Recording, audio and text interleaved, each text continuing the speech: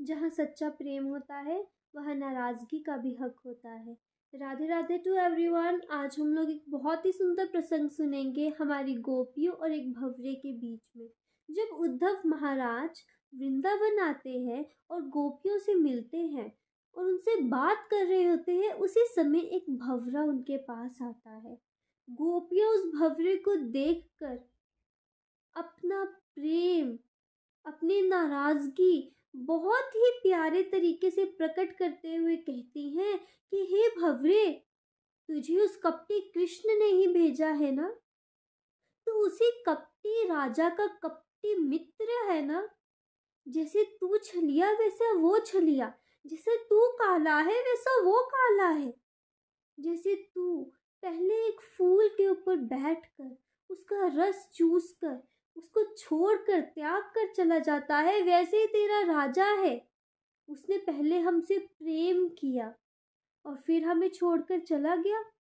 क्यों तो उस कृष्ण के गुणगान हमारे सामने कर रहा है। मत कर, तुझसे ज़्यादा अच्छे से जानती हैं हम कृष्ण को। वो तो बहुत खुश होगा ना अपनी नई नगरी बसाकर। उसके गुणगान तू हमारे सामने मत कर। गोपियाँ कहती हैं हम तो वनवासी नहीं हैं, हमने सब कुछ त्याग दिया है कृष्ण के लिए। उसकी प्रशंसा तो हमारे सामने करेगा ना तो वो नहीं चलेगा, ये चापलूसी नहीं चलेगी कि हम अपने कृष्ण को जानती हैं, उसने ही तुझे ये करना सिखाया होगा, हम जानती है उसे। ये प्रशंसाएं कृष्ण की जाकर उसकी नई रानियों से करना, वो बहुत प्रसन्न होंगे और तुझे मुंह बोला इनाम, जो तू मुंह में बोलकर जो तुझे चाहिए होगा मांगेगा वो तुझे दे देगी। लेकिन ये तू हमारे सामने तो ना कर, हम जानती हैं अपने कृष्ण को।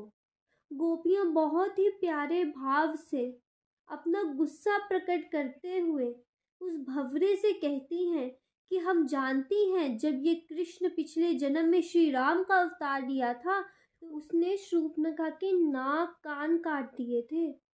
पता नहीं श्री लक्ष्मी उसके साथ कैसे रहती होगी, पक्का उनको भी अपनी बातों में फंसा लेता होगा। गोपियाँ बहुत प्यारे तरीके से भंवरे को कहती हैं कि अब हे भंवरे, तू सोच रहा होगा कि अगर हमें कृष्ण के बारे में बात ही नहीं करनी हम उसकी इतनी चर्चा कर क्यों रहे हैं।